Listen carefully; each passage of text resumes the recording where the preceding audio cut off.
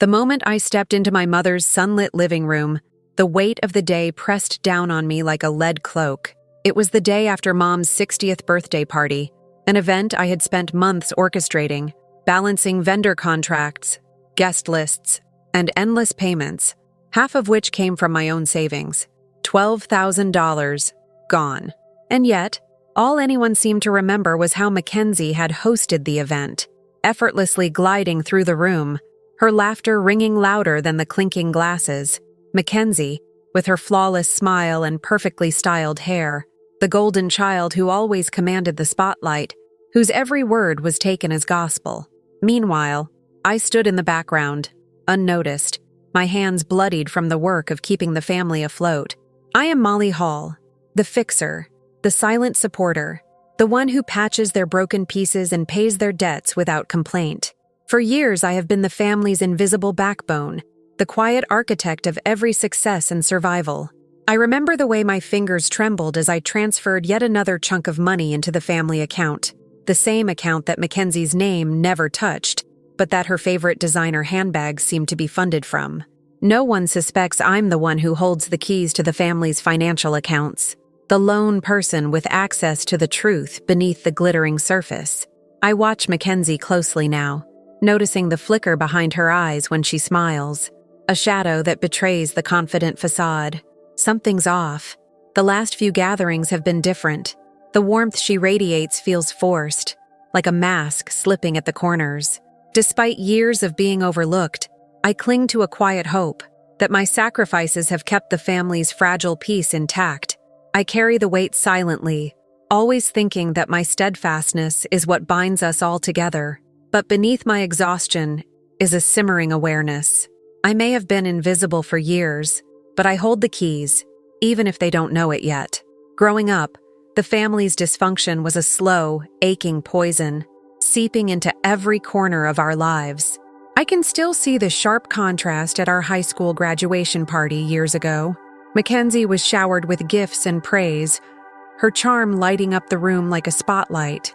She wore her golden child status like a crown, and Mom made sure everyone knew it. "Mackenzie always makes us proud with her charm," she would say, her voice coated with pride. "Molly, you're practical but less exciting."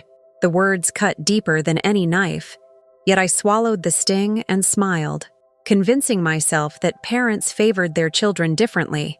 The favoritism wasn't limited to words. When it came time for college, Dad wrote Mackenzie a check for an expensive private university without a second thought. Meanwhile, I juggled part-time jobs, balancing textbooks and shifts, always trying to prove my worth. My teenage years were filled with cleaning up after Mackenzie's dramas, her missed deadlines, her broken promises, the chaos she left behind. When things went wrong, I was the scapegoat, the one who absorbed blame to keep the peace. I learned early that my role was to be the quiet caretaker, the fixer, while Mackenzie basked in the glow of attention. It wasn't just unfair, it was systemic, woven into the fabric of our family life. I convinced myself that this was necessary, that my sacrifices were the glue holding us all together, even if it meant burying my own dreams and needs. The ledger of my sacrifices is long and unbalanced. I've quietly poured over $70,000 into Mom's medical bills when a sudden illness struck, never asking for repayment or thanks. $45,000 went toward Dad's mounting debts, the kind of debts he never mentioned but that shadowed every family gathering. $35,000 more vanished into parties, weddings, and celebrations where my contributions were invisible, like smoke dissipating into thin air. I tucked away $10,000 to fund Mackenzie's lavish European honeymoon, putting my own wedding plans on hold because family came first. I even gave up a lucrative consulting job to care for Dad in his declining years, sacrificing my career for the sake of a family that never stopped demanding. Through it all, Daniel has been my anchor. My husband, steadfast and loyal, watches the family's one-sided demands with growing frustration. He sees the way I'm drained, how my efforts go unnoticed, how Mackenzie flaunts her success while I remain the unpaid caretaker. Yet, no one outside of us knows the secret power I wield. I control the family trust account set up by our grandparents, the one resource that could shift the balance. I have authority to limit access, But when I try to assert myself, the family brushes me off as too sensitive, as if my voice is static on a broken radio. Mackenzie's success shines in the spotlight, while I remain in the shadows, the family ATM and emotional caretaker, endlessly exploited. Then came the brunch that cracked everything open. We gathered in the sunlit backyard, cousins and close friends filling the space with chatter and laughter.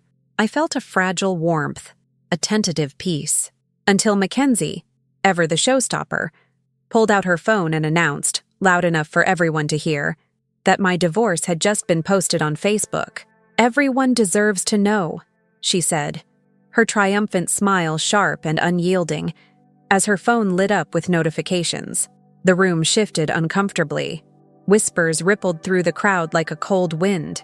I was stunned, my voice trembling as I asked her why she would share such private news without my consent. She shrugged, dismissive. "I thought you wanted to be honest.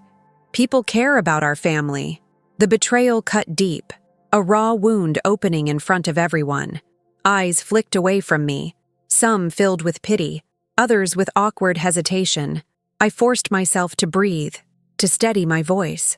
"I wanted to tell people in my own time," I said, trying to maintain calm. I told myself it was a misunderstanding, that Mackenzie meant to help. But inside, a seed of doubt took root, dark and twisting. Was this an accident, or something more deliberate? The dynamic between us felt more toxic than I had allowed myself to admit. For the first time, the invisible walls around me trembled, and I realized that the family I had held together might be the very thing tearing me apart. The coldness I'd started to show after Mackenzie's public airing of my divorce wasn't lost on her. If anything, it lit a fire under her. Almost immediately, the atmosphere shifted, thickening around me like a tightening noose. Rumors began swirling faster than I could process. Mackenzie's voice, always honeyed and controlled, found new channels. Whispers in family group chats, sly comments from relatives I thought I could trust. "Molly's problems must be deeper than we thought," one message read. Another hinted that the divorce was entirely her fault, painting me as unstable and irresponsible. The cruelty of it hit me like a slap, my private pain now fodder for gossip, twisted to fit her narrative. Then there was Claire, our cousin, who I'd always considered neutral. Suddenly, invitations to casual get-togethers stopped arriving. I watched social media posts with tightening chest as Mackenzie dropped vague, mocking references to family drama, ensuring anyone who cared to interpret would see me as the villain. My phone buzzed incessantly, texts that began with, "Sorry if I'm overstepping," only to turn into veiled jabs about my overreaction and need to control everything. It was gaslighting in high definition, a toxic dance where I was always the one out of step, too sensitive, too difficult. Even Helen, my own mother, seemed to echo those sentiments, asking if I was sure I wasn't pushing people away. I felt myself shrinking, retreating into silence because every attempt to speak out only seemed to confirm the narrative Mackenzie was weaving. Invitations to Thanksgiving and Christmas dinners vanished like smoke. No explanations, just a cold absence that stung worse than any harsh word. Family members whispered behind my back, suggesting I was being childish, that my quiet refusal to engage was the real problem. The isolation was suffocating, but I swallowed my pride and stayed quiet. Retaliation felt risky. I wasn't ready to give her the satisfaction. Instead, I clung to the fading hope that this too might pass, that the family I'd fought so hard to hold together hadn't turned completely against me. Yet with every text, every sly exclusion, it became painfully clear Mackenzie was weaponizing those I loved to break me down. And the worst part? It was working.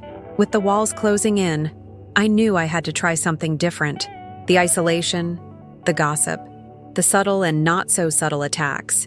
It was a war I hadn't chosen but found myself trapped in. I reached out to Greg, hoping my father might see through the haze of favoritism and offer some impartial support.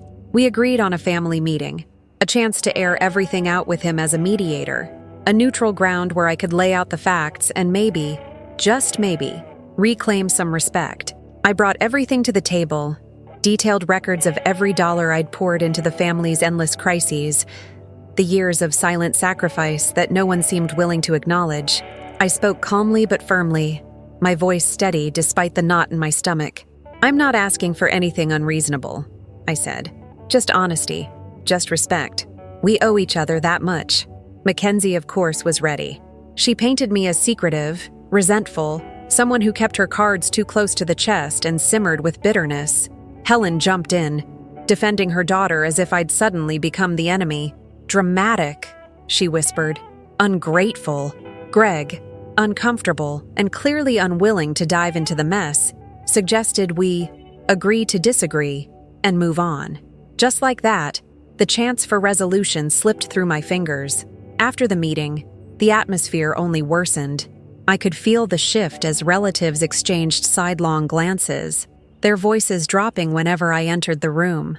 Whispers followed me, accusations that I was stirring things up, that I needed to lighten up. My efforts, meant to heal, had backfired spectacularly. Instead of bridging the gap, I'd widened it, becoming the outcast in my own family's story. The pain was raw, the loneliness a bitter companion. Sitting alone in my quiet home that night, I felt the fragile thread of hope unraveling, replaced by a cold clarity. Peace was off the table. If I wanted fairness, I'd have to fight for it on different terms. Mackenzie's bridal shower was supposed to be a celebration, a joyful gathering of family and friends. Instead, it became another battleground in a war I hadn't wanted to fight. The grand room shimmered with floral arrangements and the hum of polite chatter, but beneath the surface, tension coiled like a snake waiting to strike. When Mackenzie took the microphone for her toast, the spotlight was hers to wield, and she used it like a weapon. Her laughter was light but sharp as she mocked my timid nature, casting me as the dull sibling, the one who never quite fit in.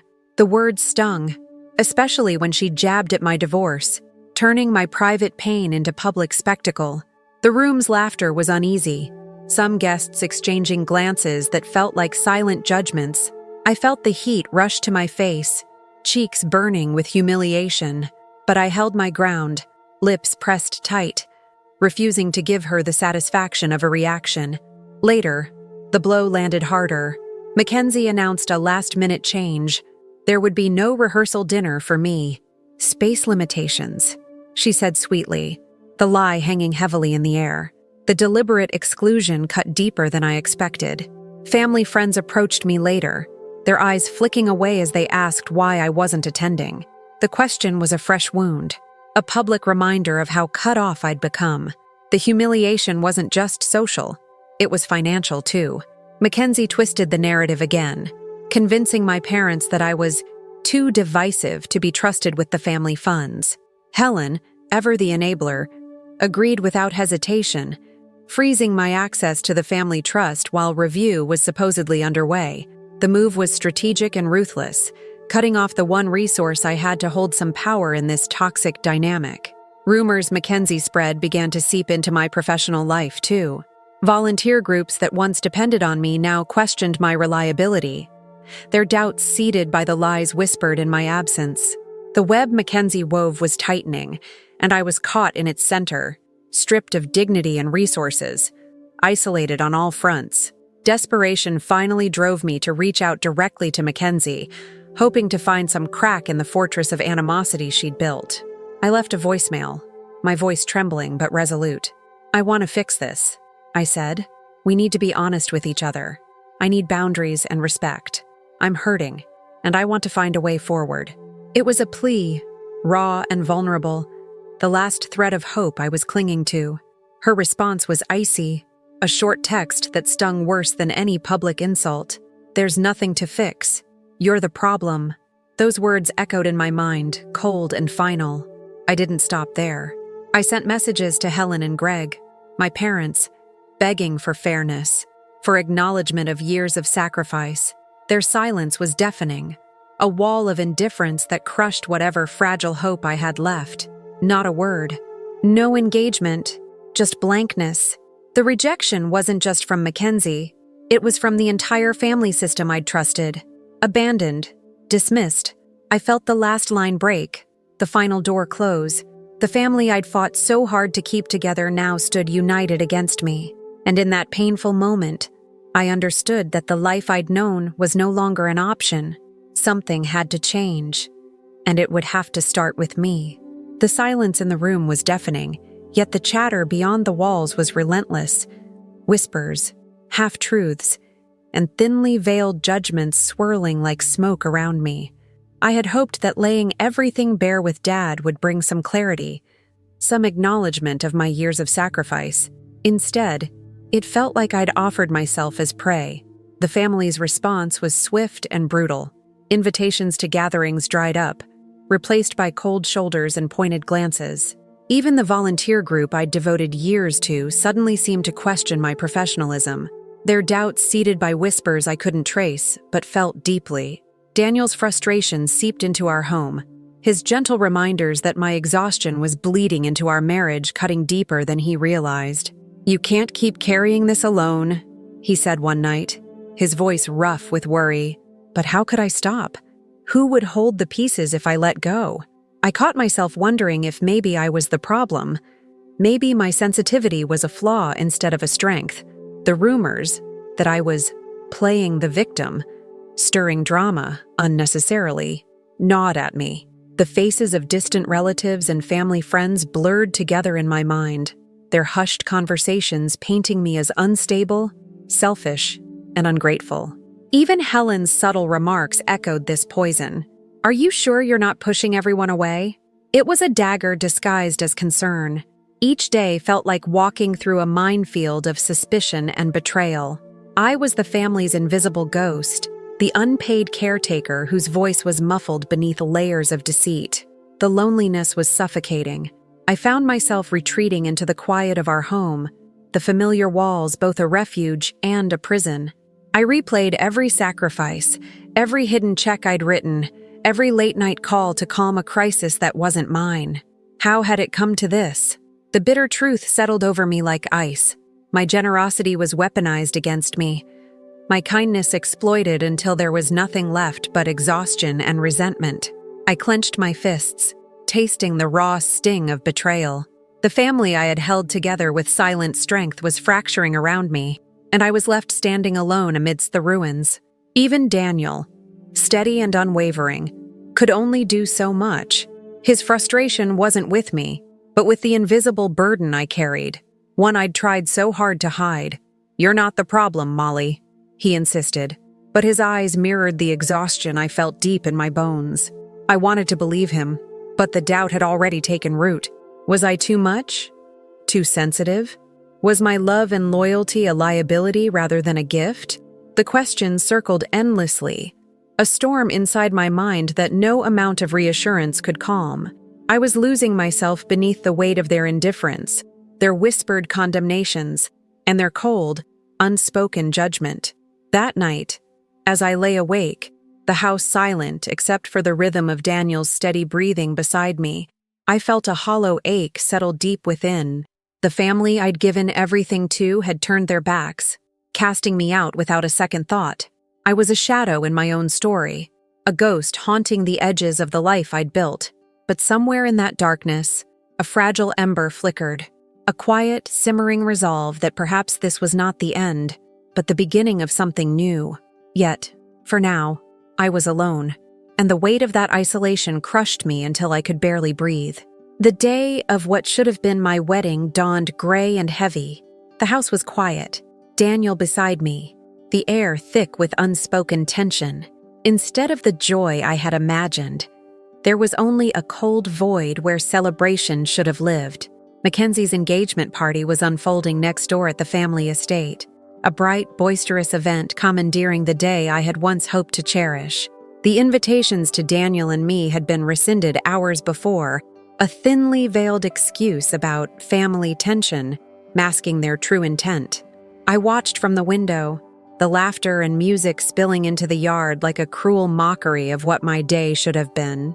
Then came the public humiliation, Mackenzie's voice cutting through the crowd, sharp and unrelenting. She accused me, loud enough for distant relatives and family friends to hear, of ruining the family's reputation and being a selfish liar. Her words were a blade, each syllable carving away at the fragile dignity I had left. Helen and Greg stood behind her, their silence louder than any defense.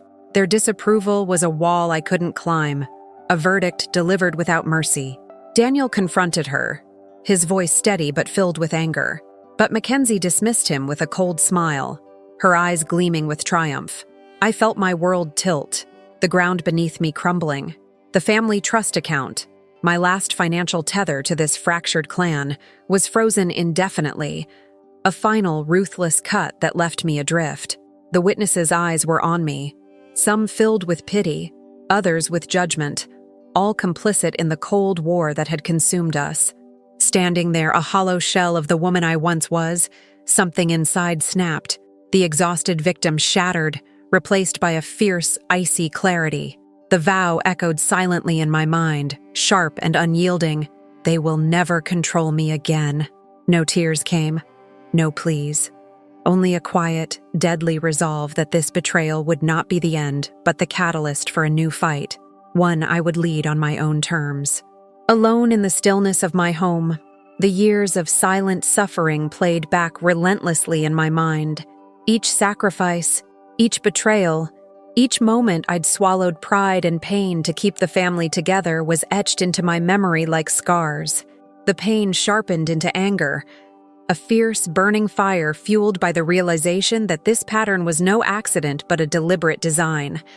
I had been invisible by choice, dismissed and exploited so others could preserve their image and control. The emotional labor I bore, the financial support I provided, all overlooked and unacknowledged, had been a cage disguised as love. I opened my journal, the blank pages a mirror to the turmoil inside me. Writing became a release, each word a step away from the silence I'd been forced into. I confronted the truth I'd buried. I was not the scapegoat or the problem. I had been a pawn in a game where kindness was weakness and generosity was a weapon against me. The clarity was brutal but freeing. No more silence, no more endless giving without boundaries.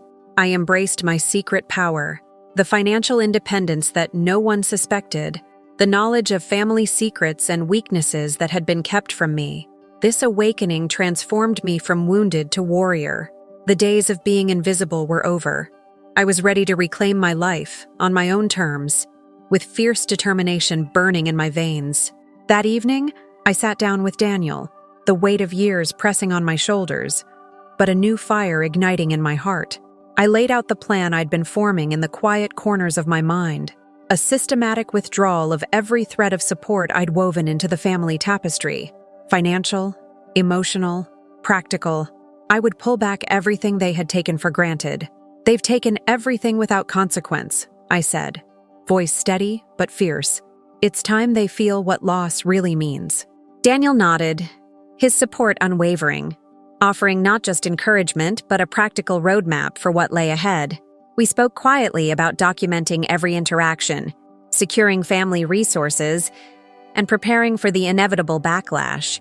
The first step was clear: freeze the joint accounts, restrict access to properties under my control, tighten the security around the family trust. No explanations, no drama, just firm, unbreakable boundaries. I scheduled meetings with legal and financial advisors, determined to understand every leverage point. The shift in my posture was palpable. Where once I had reacted out of exhaustion and hurt, now I moved with cold, calculated purpose. This was not about revenge. It was about survival and reclaiming the power that had been denied to me for too long. The quiet determination in my voice surprised even me as I declared, cold, calculated withdrawal. No apologies, no justifications. For the first time in years, I felt like the author of my own story, ready to write the next chapter on my terms. I spent hours poring over every document, every bank statement, every email thread that tied me to the family's tangled finances. The more I dug, the clearer it became how much Mackenzie and our parents leaned on the family trust, and on me. There was the $40,000 earmarked for the wedding, a sum that hadn't been touched yet, but was being funneled through accounts I controlled. I found invoices for extravagant dresses, catering contracts, and even extravagant hotel suites for Mackenzie's closest friends, all paid from the trust without a second thought. What shocked me most was Laura's innocence in this web. I'd met her only a handful of times, and she seemed oblivious to how the money was manipulated, how Mackenzie and Helen had turned family finances into a smokescreen of entitlement. It wasn't just spending. It was a pattern of control, hidden behind polite smiles and carefully crafted narratives. I reached out to a trusted financial planner, someone neutral and sharp, explaining everything without revealing names yet. She confirmed what I'd suspected. I had legal authority over the trust disbursements, and more importantly, I could restrict access if misuse was evident. It was like finding a secret lever buried beneath years of silence and sacrifice. For the first time, the power to halt the reckless drain on family resources was in my hands. I printed copies of emails where Mackenzie guilted me into helping out, and text messages from Helen that dripped with condescension, masking their manipulation as concern. I compiled evidence of emotional blackmail alongside financial transactions, knowing this documentation could shield me if things spiraled. The realization that the golden child's lavish lifestyle depended on my quiet acquiescence made me feel strangely powerful. These people who had dismissed me, who had treated me like a bank rather than a sister or daughter, were vulnerable to my actions. I began drafting carefully worded letters, addressed to family members and legal advisors, notifying them of impending changes to fund access. It wasn't just about cutting off money.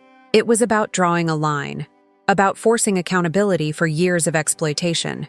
Sitting there at my kitchen table, the weight in my chest lifted slightly. I wasn't invisible anymore. I held the key to the family's financial pulse, and with it, the chance to reclaim my own life. But I knew this was just the start. I had to be meticulous, strategic. Any misstep could unravel everything. So I planned each move like a chess player, thinking 3 steps ahead. The quiet power simmered within me, a slow burn of resolve. No one suspected that the meek one had been quietly mapping vulnerabilities, preparing to rewrite the rules of engagement. The family's fortress felt less impenetrable now, and I was ready to find its cracks. While the house buzzed with its usual noise of distant laughter and clinking glasses from family gatherings I was excluded from, I sat in the dim glow of my laptop, methodically changing passwords, transferring control of bank accounts into my name alone, locking down every access point. This was no impulsive act of defiance. It was a calculated tightening of boundaries that had been ignored for far too long. Simultaneously, I sought out a legal advisor, someone who understood family dynamics and finance, to prepare for any challenges that might come my way. I wasn't naive enough to think they'd accept these changes without resistance. Daniel was my quiet anchor through it all. Together, we set up a private emergency fund, fully separate from any shared or family accounts, a financial lifeboat just for us. It felt strange to prioritize myself after years of self-sacrifice, but it was necessary. At work, I maintained my composed, competent demeanor, hiding the storm brewing beneath. I smiled at colleagues, nodded at meetings, and kept my social media posts cheerful, all to avoid raising suspicion. The family, oblivious, continued their usual behaviors. Mackenzie flaunting plans, Helen dangling favors like trophies, unaware that the ground beneath their feet was shifting. Behind the scenes, I photocopied contracts, receipts, and screenshots of conversations, a silent archive of years of financial support and emotional manipulation. These documents were my armor, my proof against the gaslighting and denial I knew would come. I confided in a few trusted friends and Daniel's family, quietly building a support network, just in case the family's retaliation escalated. Not a word leaked to Mackenzie or Helen. The calm exterior I maintained was a mask for the storm I was brewing, a deliberate silence that made the tension inside me crackle with anticipation. I could almost taste the coming upheaval, sharp and cold, but necessary. Every step was deliberate, every move calculated. This wasn't about drama or vengeance. It was about survival and reclaiming the dignity stolen from me. I felt the weight of years of quiet suffering begin to shift, replaced by a quiet certainty. The stage was set, the pieces in place. Now, I just had to wait for the right moment to strike. The engagement party was a glittering blur of smiles and music, the kind of event designed to dazzle and distract. I wasn't invited, of course, but standing just beyond the edge of the garden, I caught fragments of a conversation that stopped me cold. Mackenzie's voice, low and urgent, intertwined with Helen's in a way I'd never heard before. Conspiratorial, almost gleeful. Helen's words cut like a knife. "Without me, you'd have no power. We needed to keep control." Mackenzie hissed back, "And if Molly ever got a foothold, we'd lose everything." Their collusion was laid bare. The years of isolation and manipulation suddenly explained in brutal clarity. The shock hit me like a thunderclap. For so long, I had believed the family's fractures were just unfortunate misunderstandings, or maybe Mackenzie's arrogance. But this was something deeper. A carefully orchestrated alliance between sister and mother, working together to dismantle me piece by piece. The whispered campaigns, the financial freezes, the public smear, they weren't random acts of cruelty, but a united front aimed at maintaining their grip on power. It was a betrayal so profound it sent a shiver through my bones. But beneath the shock, a fierce clarity emerged. Now I knew my true adversaries. This wasn't just Mackenzie's game. Helen was the silent partner, the shadow puppeteer behind the scenes. The family's united front was a fragile coalition, teetering on the edge of collapse if exposed. I adjusted my plans immediately. I wouldn't just be cutting Mackenzie off. Helen's complicity meant I had to dismantle the entire alliance. The stakes had just exploded, and the urgency to act became a blazing fire inside me. As I slipped away from the party's distant laughter, my mind raced. This knowledge was power. I could expose their collusion, force cracks in their facade, and finally reclaim control. My calm exterior masked the storm of determination swirling within. The betrayal was a brutal blow, but it also sharpened my resolve. This family had underestimated me for too long. The next morning, the air in my home felt electric with possibility. I took the first cold step toward reclaiming my life. I froze every family account still under my control. The $40,000 set aside for the wedding vanished from Mackenzie and Helen's reach overnight. Formal notices went out to the trust's legal advisors, carefully worded to cite misuse and mismanagement, leaving no room for deniability. It was a surgical strike. No drama, no public spectacle, just the slow, precise severing of the financial lifeline they'd taken for granted. Simultaneously, I stopped answering their calls and messages.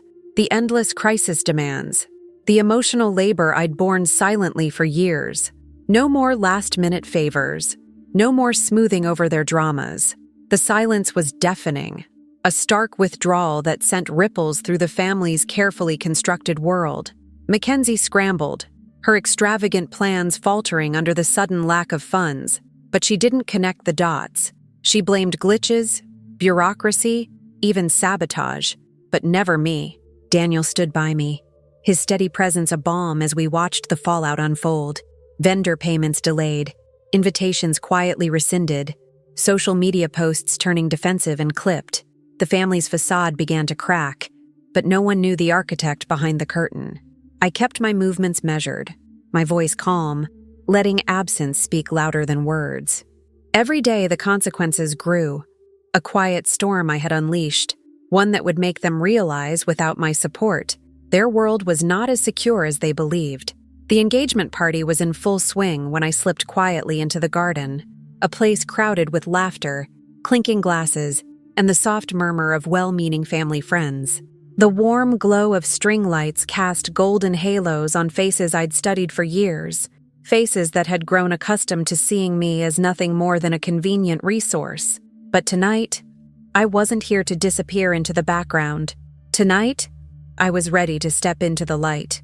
When the opportunity came, a lull in the chatter and a hesitant invitation to say a few words, I took the microphone with calm certainty. The silence that fell as I spoke was thicker than the warm summer air. I didn't yell. I didn't plead. I simply spoke the truth, my voice steady and clear. I revealed the years of silent financial support I had provided, quietly covering emergency expenses and extravagant family events that no one bothered to reimburse. I named the frozen accounts, the over $150,000 I had contributed without a single thank you, and the emotional toll of being the family's invisible ATM and emotional dumping ground. Mackenzie's confident smile faltered as her eyes darted around the crowd. searching for allies but finding only stunned faces. Helen's attempt to interrupt was met with a firm, unyielding gaze and a quiet but resolute no. Daniel stood beside me, his presence a solid wall of support, as murmurs of shock rippled through the guests. Family friends, in-laws, the very people who had witnessed the charade of our family's perfect image. With every word, I felt the invisible chains of years dissolve. "This ends today," I declared, voice steady. "I will no longer be the family's secret bank or emotional crutch." The champagne glasses raised in tentative toasts now felt like a salute to my newfound strength, a public reclamation of my dignity. This was my moment, no longer the scapegoat, but the architect of consequences. The aftershocks were immediate. Mackenzie's carefully curated world began to crumble under the weight of exposure. Financial institutions demanded explanations for the frozen accounts, halting the flow of funds she had leanly depended on. Vendors began canceling contracts, and the grandeur of the engagement party, the very celebration meant to cement her status, devolved into whispered confusion and last-minute scrambles. Desperate, Mackenzie reached out to me with frantic apologies, emails filled with promises to make things right, but the sincerity rang hollow. Helen's attempts at love bombing followed, with lavish gifts and pleading messages, each word dripping with false remorse and manipulation. Family friends who once turned a blind eye started questioning their loyalty, their doubts quietly shifting the social tides away from Mackenzie's favor. Calls and texts flooded my phone, relatives urging me to reconcile, to forgive, to keep the family together. But I stood firm, unyielding behind the boundaries I had drawn. Daniel's unwavering support was my anchor during the storm, his quiet reassurance fortifying my resolve. The cracks in Mackenzie and Helen's alliance grew more visible as their reliance on my support, financial, emotional, and otherwise, became impossible to deny. Their carefully maintained facade was cracking, revealing the fragile dependency beneath the gilded exterior. With mounting desperation, Mackenzie escalated her tactics. Messages arrived from mutual acquaintances, thinly veiled attempts to guilt-trip me into submission, painting me as the villain, destroying the family. Rumors began to circulate, whispers designed to tarnish my reputation and isolate me socially. Threats of legal action surfaced, cold and calculated, but I was ready, armed with meticulous documentation of every transaction, every conversation, every manipulation. Helen commanded mutual friends to shun me, but her influence waned as the truth spread like wildfire. Attempts to provoke me into public outbursts failed spectacularly. I remained composed, refusing to engage in their petty theatrics. Daniel helped manage the security measures, tightening my digital and physical boundaries. I blocked toxic contacts, shielded myself from the venomous attempts to break me. The family's support for Mackenzie fragmented as their manipulations became transparent, their desperation palpable. Isolation deepened for Mackenzie and Helen, while my circle of genuine allies grew stronger, surrounding me with unwavering loyalty and care. The power had shifted, and their attempts at control crumbled under the weight of their own deceit. I felt a fierce calm settle over me, a quiet storm of preparedness and defiance that no amount of manipulation could penetrate. Now, standing at the threshold of a new chapter, the weight of years pressed lightly on my shoulders, replaced by a serene strength. Daniel and I had grown closer, our bond deepened by shared trials and mutual respect. I had reclaimed my financial independence, firmly establishing boundaries that limited my family's intrusion into my life to necessary communications alone. Mackenzie and Helen faced the consequences of their actions, social isolation and financial setbacks that chipped away at their golden child status. I reflected on the long journey from invisible scapegoat to empowered woman, a transformation born of pain, clarity, and fierce determination. Though the family's fractured dynamics remained, I no longer carried their burdens. Instead, I focused on healing and self-care, nurturing the parts of myself that had long been neglected. Surrounded by genuine friends, I felt the quiet power of freedom and self-worth blossoming within me. My silence was no longer submission, but strength. The future stretched before me, uncertain but filled with cautious optimism. I was ready to live life on my own terms. No longer invisible, no longer expendable, just free.